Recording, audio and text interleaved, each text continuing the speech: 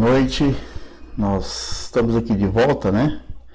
Depois daquela série que tivemos sobre as polêmicas na igreja. Começamos na semana passada com essa nova série, né, sobre ética cristã. Reverendo Rubens já fez uma introdução, né?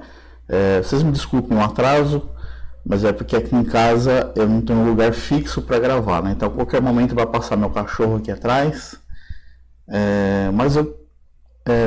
Nesse vídeo de hoje a gente vai fazer uma introdução às normas éticas. Então essa é uma primeira parte introdutória, né? Ainda, né, uma introdução, porque a gente vai falar um pouco teoricamente sobre ética, né, de uma forma geral, e depois, à luz da ética cristã, vamos, como prometido, tratar aí de algumas questões, né, como essa que você pode ver aí na tela de abertura, né, sobre guerra, ecologia, pena de morte, aborto, divórcio, casamento, né? Então depois a gente vai entrar nessas questões, mas tenha paciência e nós vamos fazer uma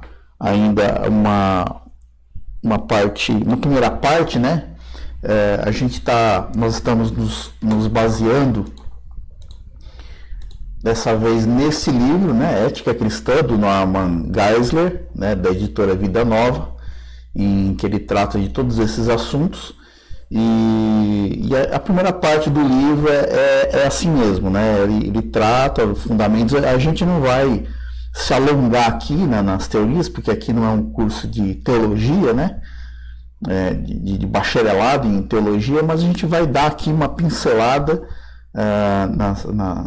nos fundamentos aqui sobre éticas, né? As correntes éticas que existem e os tipos de pensamento que existem, e depois nós vamos entrar nos assuntos com base na ética cristã. Uma coisa que é interessante a gente ter em mente é o seguinte: a ética cristã, ela se baseia nos mandamentos de Deus, né? nos 10 mandamentos, né? Que depois Jesus resumiu em 2, né? Mas basicamente a ética cristã, a ética bíblica, se baseia nos mandamentos que o Senhor nos deu, os mandamentos, as leis morais, né, vamos dizer assim, que constituem aí nos 10 mandamentos. Então, o que a gente vai ver hoje e na próxima aula, né, na verdade são tentativas de se responder o que é certo, o que é errado, ou seja, ética, né? Trazer uma ética fora das escrituras. E a gente vai ver aí como é difícil, né? Estabelecer um padrão, uma norma ética, né? Fora das escrituras. Então, esse é o objetivo. Por isso essa primeira parte assim muito teórica. Mas eu vou procurar ali, eu estou procurando resumir, se você quiser entrar estudar ali com maiores detalhes, com mais riqueza de detalhes, com calma. Então eu recomendo que você compre esse livro e leia com calma. O que eu vou dar aqui é um resumão. Tá? Então, a primeira corrente, vamos dizer assim, né? A primeira norma ética, né, que nós vamos abordar aqui é o que nós chamamos de antinomismo, né? O que significa antinomismo? Significa contra as regras, ou seja, é o pensamento de que não existem leis morais obrigatórias e tudo é relativo, né? Então, o que a gente está procurando aqui mostrar? Que são respostas que o homem tenta dar ao longo da história para a pergunta o que é certo e o que é errado, né? O que é ético e o que não é ético, né? Muitas vezes a gente se questiona assim, mas essa atitude que ele tomou, que fulano tomou, é antiética. Mas é antiético com base no quê, né? Então, mais uma vez, ética cristã é dentro das escrituras. Fora das escrituras é o que nós vamos ver começar a ver na aula de hoje. Então, no mundo antigo, né, surgiram aí, vou citar aí três tipos de pensamento que surgiram aí, né, no mundo antigo. Então, no mundo antigo, surgiu o heraclitismo, né? Por que esse nome tão complicado? Por causa de Heráclito, né? Que trouxe um pensamento de que tudo está em fluxo constante, né? Tudo está em movimento, tudo está em fluxo constante. Nada é absoluto, segundo Heráclito. Tudo está em fluxo constante. Se tudo está em fluxo constante, então logo as ideias morais permanentes não podem existir. Então não existem leis morais permanentes, porque o mundo está em fluxo constante. O mundo está girando, as coisas estão acontecendo, mudando o tempo todo. Então as leis morais elas não podem ser absolutas, permanentes, né? Não podem existir e tudo mudará conforme a situação. Então o que é certo e o que é errado? Depende da situação, tá? Segundo o heraclitismo. Aí a gente vai ter uma outra forma de pensamento aí, que é o hedonismo, né? O hedonismo diz o seguinte: o que é certo e o que é errado? Bom, o certo é aquilo que dá prazer. Então, o prazer é a essência do que é bom e a dor do que é mal. Então, vou deixar aqui bem explicado. Nos dias de hoje, quando a gente fala de prazer, a primeira coisa que vem à mente é a questão sexual, né? Mas o prazer é tudo aquilo que nos faz bem, né? A ideia é que tudo que nos faz bem, né? Faz bem ao homem, o homem se sente bem fazendo isso, então tá certo, né? E aquilo que causa dor, ou seja, não dor, uma dor física, né? Mas aquilo que traz desconforto, aquilo que traz sofrimento, isso é mal, né? Então, segundo o hedonismo, o que é certo, como é que eu sei o que é certo e o que é errado? Certo é aquilo que dá prazer, errado é aquilo que traz dor, aquilo que traz desconforto. Porém, tem um problema aqui: o que é prazeroso para um pode não ser para outro, né? O que pode trazer prazer para um pode não trazer para o outro. Vou dar um exemplo bobo aqui. Por exemplo, me desculpe se você gosta desse tipo de música, né? Mas se você gosta de funk, não é todo mundo que gosta. Você vai sentir prazer, outra pessoa não vai, né? Se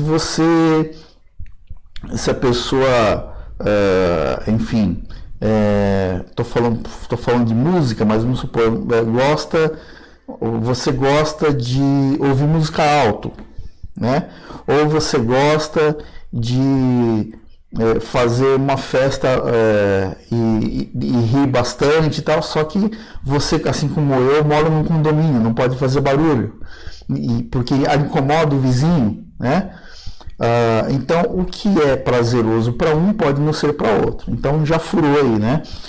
Ceticismo, uma outra corrente é o ceticismo, que diz o seguinte: a suspensão do juízo em todos os sentidos. Não existe juízo.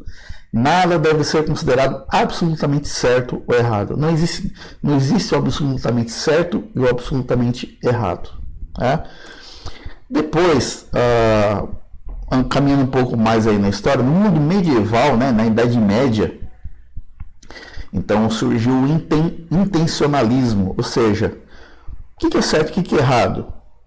Um ato, ele é bom se ele for feito com boa intenção. Se ele for feito com boa intenção, ele é bom, né? E a gente já conhece já existe um ditado que nós conhecemos bem, que é que de boa intenção o inferno está cheio, né? Então nem sempre o que foi feito com boa intenção é certo, é bom, né? Mas o intencionalismo defende isso, que um ato bom, se for feito, é bom se for feito com boa intenção. O voluntarismo diz o seguinte, que os princípios morais são determinados pela vontade de Deus. Até aí, legal, né? Só que os princípios morais são determinados pela vontade de Deus em cada ocasião. Então ele leva em conta que Deus pode mudar a sua vontade, né? Então, dependendo da vontade de Deus naquela ocasião, aquilo pode ser certo ou pode ser errado. Mas como é que a gente vai saber o que foi vontade de Deus naquela situação, não é mesmo? Tem o nominalismo, né? O nominalismo diz o seguinte: não existem formas ou essências universais, né? Logo, a bondade e a justiça deixam de existir. Então, o nominalismo defende o seguinte, que não existem formas ou essências universais. Quer dizer, não existe uma forma padrão de comportamento bom, correto ou errado, né? Ou ruim. O problema é que esse tipo de pensamento, se não existem formas ou essências universais, logo a bondade e a justiça deixam de existir. Porque o que é bom, né? Se não existe formas universais, ou seja, que servem para todo mundo, então o que é bom? O que é bom para um pode não ser para outro. E justiça, como é que é justo, né? Como é que eu vou exercer a justiça, sendo que é justo para um não é para o outro, né? Então, esse aí é o problema. No mundo moderno, aí surge aí o utilitarismo. Guarde bem esse nome, utilitarismo, que mais para frente nós vamos voltar a falar dele. O utilitarismo defende o seguinte: uma pessoa deve agir visando produzir o maior bem para a maior quantidade de pessoas a longo prazo. Então, o que é certo? Qual é a melhor atitude? Qual a melhor escolha numa determinada situação? A escolha a melhor decisão é aquela que traz o maior bem para a maior quantidade de pessoas e ao prazo mais longo possível, né? Então esse é o utilitarismo, né? Agora, só que levando isso em conta, né? Logo, né? Então, ou seja, concluindo, né? Com base nesse tipo de pensamento, não existem leis morais absolutas, né? Então, dependendo da quantidade de pessoas, o que é bom para aquela quantidade de pessoas naquele lugar, naquela época, né? Tudo pode mudar. Então, o problema é que o que é certo numa situação não é certo na outra situação. Aí existe o existencialismo, né? O existencialismo diz o seguinte: o nosso dever mais elevado ultrapassa a lei moral. Então, valores mais elevados, o nosso dever, valores e deveres mais elevados ultrapassam a lei moral. Por exemplo, então ele diz assim que, como exemplo que foi dado aí, né? Deus ordenou a Abraão que matasse Isaac, né? Mas não é errado matar? Mas foi Deus que mandou, ok? Então, veja, essa é a forma de pensamento do existencialismo, que Deus pode até passar por cima de algo que ele mesmo ordenou, né? E passar por cima da sua própria ordem, né? E mandar fazer alguma coisa que aos nossos olhos é errado, mas porque Deus mandou, né? É algo mais elevado, então ultrapassa a lei moral. Então, como é que a gente resolve isso? Então, a gente vai falar disso mais adiante. Estou só apresentando aqui as tentativas de se estabelecer uma ética fora das escrituras. Evolucionismo. O evolucionismo defende o seguinte: que tudo que ajuda o processo evolucionário é bom e tudo que a ultrapassa é mal. Então, vamos entender isso aí. Existe ali uma teoria da evolução, né? Que sempre prevalece sempre aquela lei do mais forte, né? Os mais fortes vão prevalecendo. Então, o evolucionismo é isso, tudo que é mais forte vai prevalecendo e vai evoluindo, né? Então, o mundo vai evoluindo prevalecendo, né? Prevalecendo sempre aquele que é o mais forte. Então, olha só que interessante.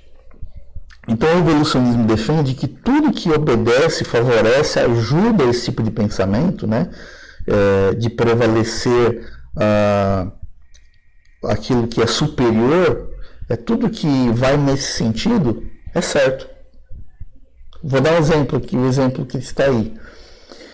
Por exemplo, Adolf Hitler, ele era adepto desse princípio. Pode ser que ele não conhecia esse princípio com esse nome, né?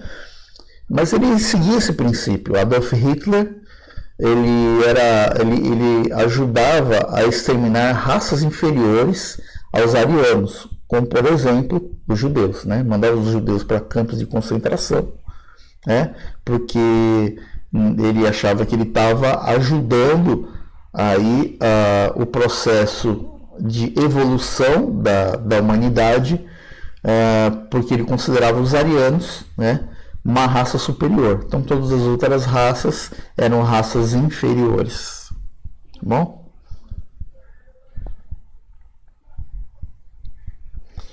E no mundo contemporâneo, né, vindo para um momento mais recente da história, aí nós temos o emotivismo, que defende o seguinte: o que é certo e o que é errado. O emotivismo vai defender que todas as afirmações éticas não passam de expressões do nosso sentimento. Então, de acordo com essa linha de pensamento, por exemplo, por que eu não mato? Eu não mato porque eu sou brecado, né? Eu sou freado pela minha emoção. Porque a minha emoção não deixa com que eu tire a vida de uma outra pessoa. Né? Porque a minha emoção é que me põe um freio para que eu não faça besteira. Por exemplo, roubar, né? Eu não vou roubar porque a minha emoção não vai deixar. Talvez eu pense nas consequências para a pessoa de ter aquilo subtraído, né? Então, segundo o emotivismo, o que é certo, o que é errado é ditado pelas nossas emoções. Agora tem um problema aí, porque nós sabemos que tem pessoas que são psicopatas, elas fazem as coisas, cometem crimes sem demonstrar qualquer tipo de sentimento de peso, de arrependimento. E aí, como é que fica? Né? Para ela estava certo, para ela o que ela fez estava certo. Né? Então, nós vemos aí um problema no emotivismo. O niilismo, né? O niilismo surge aí do pensamento de Nietzsche, que, segundo ele, Deus está morto. Né? Então, o niilismo que surge aí, né, desse tipo de pensamento, diz o seguinte, que Deus está morto e todos os valores morreram com ele. Deus não existe mais. E todos aqueles valores que Deus trouxe também não existem mais. Né? Logo, se Deus está morto, não há quem nos cobre. E então a gente tem que agir como? Aquilo que colabora para o nosso bem. Né? Tudo aquilo que a gente acha que é bom, isso aí está certo. Né? Segundo o niilismo. Porque Deus está morto, os valores deles também morreram com ele e ele não está aqui para nos cobrar. Certo? Vejam como vai longe o pensamento do homem tentando defender uma ética fora das escrituras. E, por último aqui, né, no mundo contemporâneo, o situacionismo.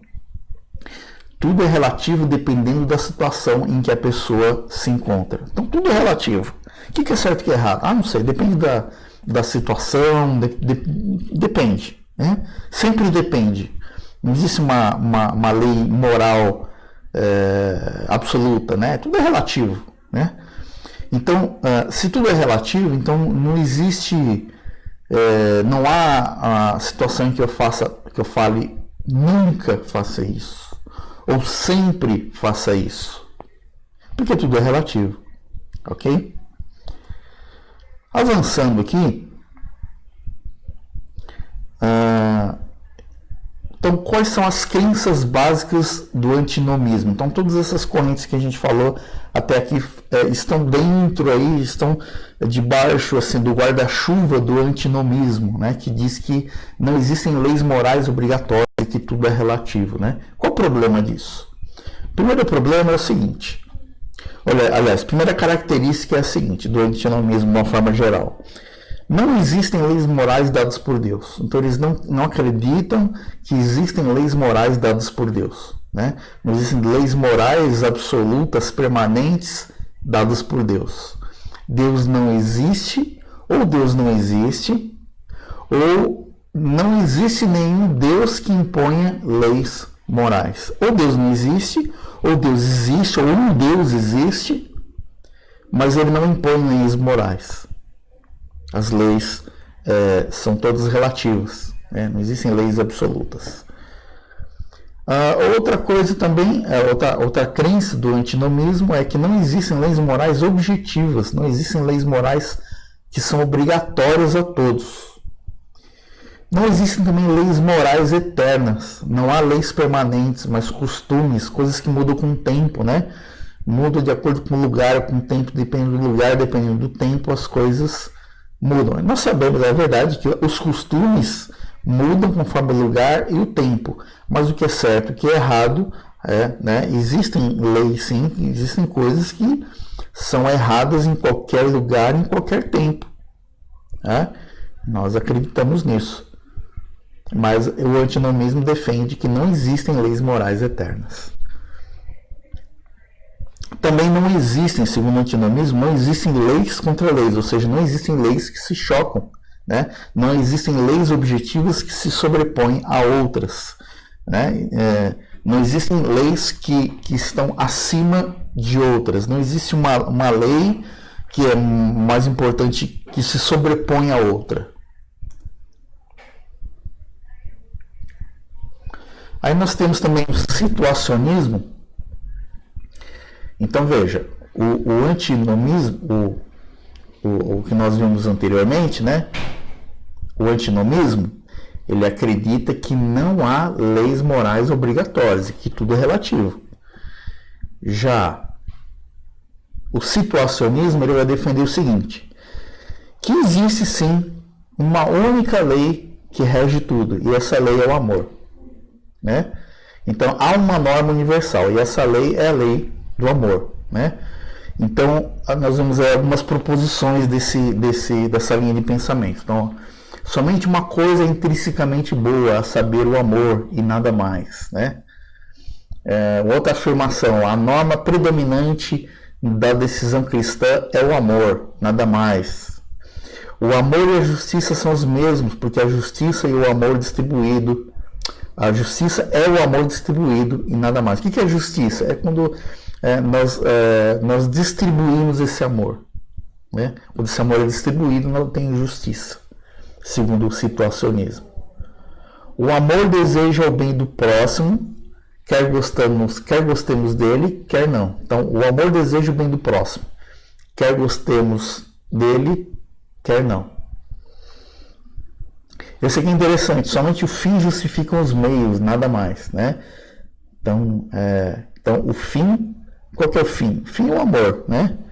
E o fim justifica os meios. Então, qualquer coisa que for feita, mas se for em nome do amor, tá tudo bem, né? Somente o fim justifica os meios, nada mais.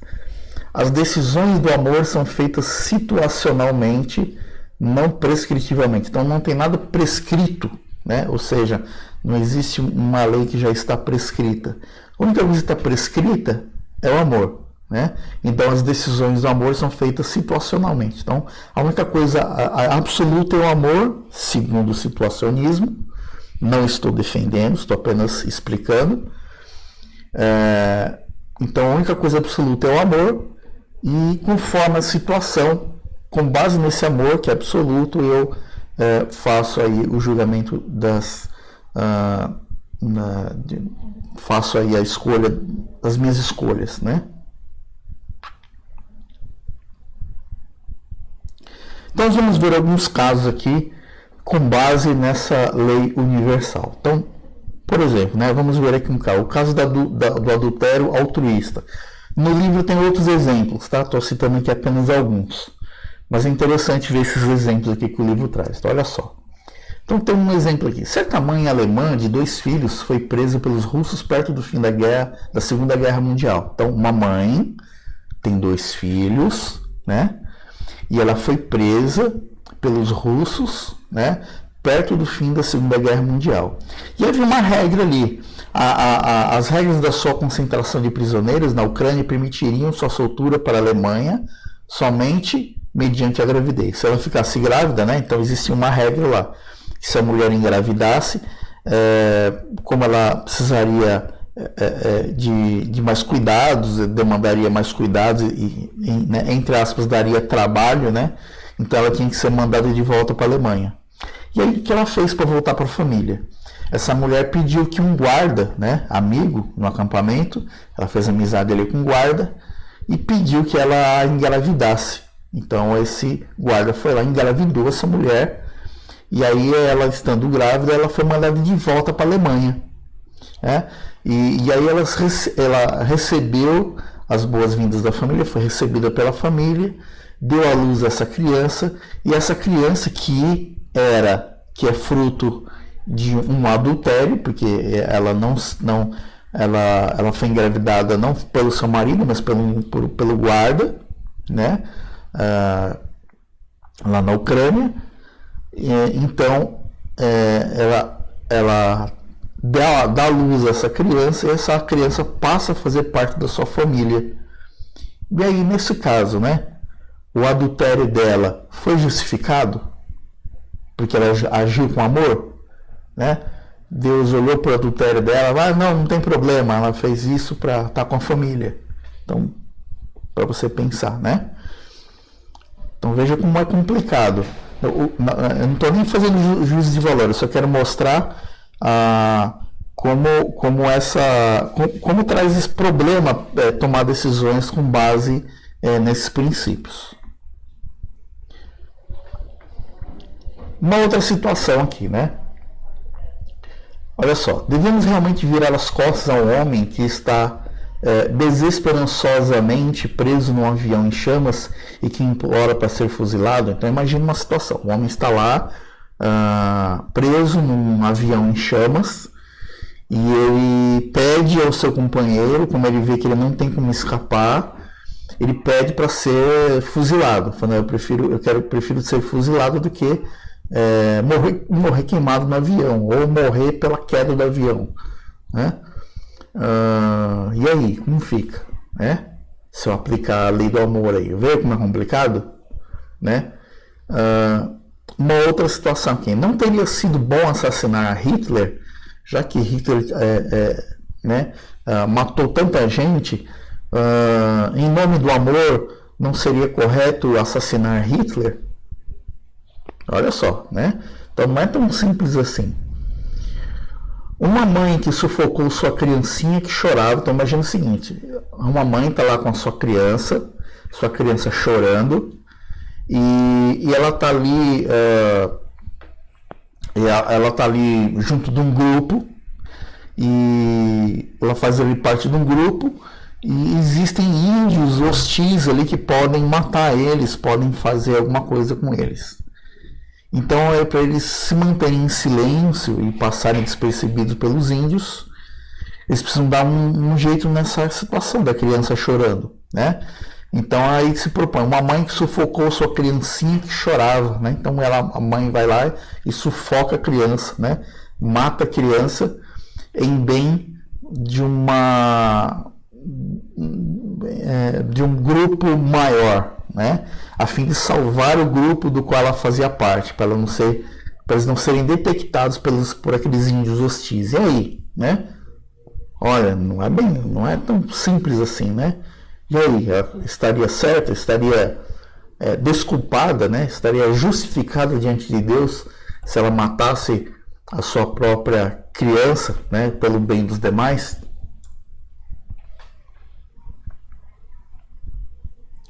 Então, algumas vantagens da posição situacional. Então, esse tipo de posição, né, tudo em nome do amor, ele tem os pontos positivos. Quais são? É uma posição normativa, ao contrário daquela primeira que nós vimos, né, do antinomismo, onde não há norma, não há regra, não há nada absoluto, tudo é relativo, mas aqui há uma posição normativa, há uma norma, há uma regra, que é o amor. É um absolutismo, né? Porque é uma norma absoluta, né? O amor, a questão do amor é absoluto. Resolve a questão do conflito entre as normas, porque não vão ocorrer normas conflitantes, porque teoricamente tudo é resolvido pelo amor. Dá o devido valor às circunstâncias diferentes, então ela visa resolver as coisas com base nas circunstâncias. Ela ressalta o amor e o valor das pessoas, então ela tem ali a defesa de um valor. Mas, por outro lado, ela traz alguns problemas. Então, olha só, eu citei aqui 3 só. No livro tem mais.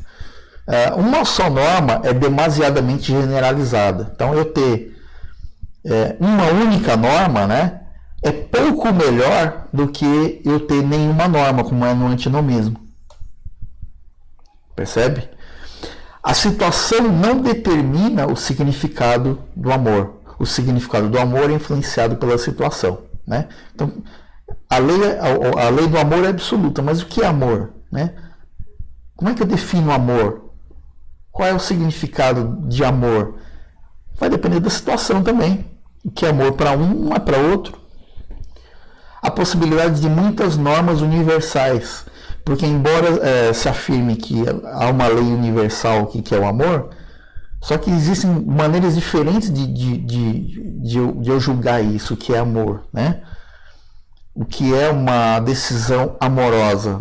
Então, a possibilidade de muitas normas universais, uma vez que o mesmo amor pode trazer situações e decisões diferentes, né? Então, eu não resolvi o problema. Por último aqui, que nós vamos abordar hoje, né? Depois vão ser abordadas outras correntes aí, né? Mas para a gente finalizar por hoje, nós temos o terceiro, que é o generalismo, né? Generalismo diz o seguinte: não há normas universais. Então, o antinomismo vai dizer que não existe norma, não existe norma, né? A ausência de norma. Não existe norma, né?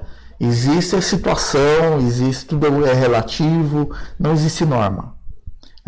Aí a gente viu o outro, né? A gente viu aí o situacionismo, né? O situacionismo, que há uma norma universal, essa lei é o amor, certo? E no generalismo, vai dizer o seguinte: não há normas universais. Então ele diz o seguinte: a maioria das posições éticas rejeita a posição antinomista de nenhuma norma. Então a maioria das posições éticas vai rejeitar o antinomismo, vai rejeitar que não existe norma nenhuma, né, a favor de algum tipo de guias relevantes para a tomada de decisões. Uma maneira clássica de evitar o antinomismo, de um lado, e o conflito de muitas normas absolutas do outro, é por meio de sustentar a existência de muitas normas éticas de aplicação geral, mas não universal. Então, o generalismo vai defender o seguinte: que existem muitas normas éticas que são gerais, mas elas não são universais. Elas não se aplicam a todas as situações. Então, é mais uma tentativa de resolver o problema da ética. Então, essa posição será chamada de generalismo. Representações clássicas desse ponto de vista podem ser achadas entre os utilitaristas, né? Lembra que eu falei lá atrás, né, sobre o utilitarismo? Eu falei, fique de olho, nós vamos falar disso mais para frente. É aqui que a gente vai falar, né? Então, lembra o que é o utilitarismo? O utilitarismo é quando a decisão correta é aquela que traz maior benefício, que traz benefício para um número maior de pessoas, né? No maior prazo, né?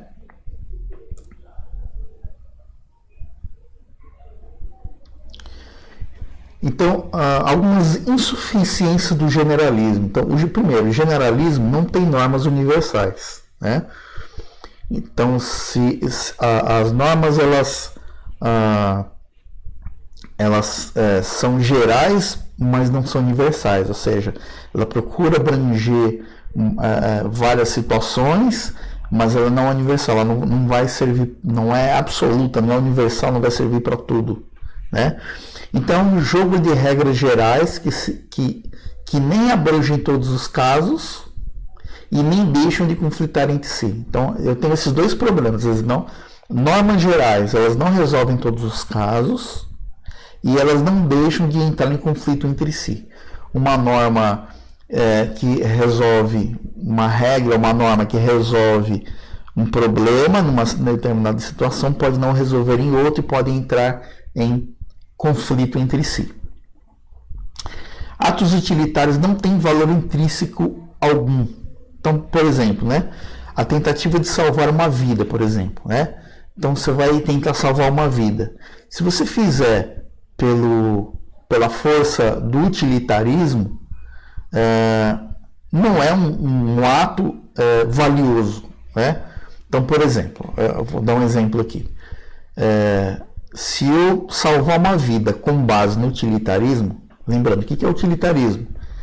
É tomar uma decisão que vai beneficiar o maior número de pessoas no maior prazo, que vai trazer mais resultados, né? Então, fiz aquilo pelos resultados, não por um valor, né?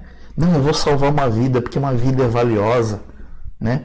Porque há valor em salvar a vida humana, né? Há valor em preservar o que Deus fez, né? A vida que Deus fez. Não, o valor não é esse. O valor são os resultados, né? Então, por exemplo, se alguém for salvar a sua vida, qual o benefício que isso vai trazer para outras pessoas, né? Pouco ou nenhum? Então, tanto faz salvar sua vida ou não, tá certo? Outra insuficiência aqui do generalismo é a necessidade de uma norma absoluta. Não é possível manter consistentemente um grupo de normas gerais que podem entrar em conflito, e elas entram mesmo, sem ter uma norma absoluta mediante a qual o conflito possa ser resolvido. Então, o conflito entre normas gerais tem que ser resolvido por uma norma absoluta, certo? Então, sempre tem que ter uma norma maior, uma norma absoluta, que resolva o conflito entre as normas gerais que não são absolutas, certo? E isso o generalismo não proporciona. Então é isso, né? Voltando lá eu esqueci de copiar aqui no final o primeiro slide, né? Mas o primeiro slide dizia o seguinte, né? Qual a corrente, conforme o que o cristão deve adotar, né? Entre essas três correntes: o antinomismo, o situacionismo ou o generalismo. E nós vimos que todos os três são falhos, então nota 0 para os três, né? O cristão não deve adotar nenhuma dessas três correntes como regra de ética para a sua vida, né? Como eu disse, né, até adiantando aqui que nós vamos ver lá na frente, mas o que nos dá a regra absoluta que resolve todas as nossas questões são os mandamentos que Deus nos deu, né? Então nós ficamos por aqui, por enquanto, né? Por hoje, e que Deus esteja abençoando a sua vida e até a próxima semana.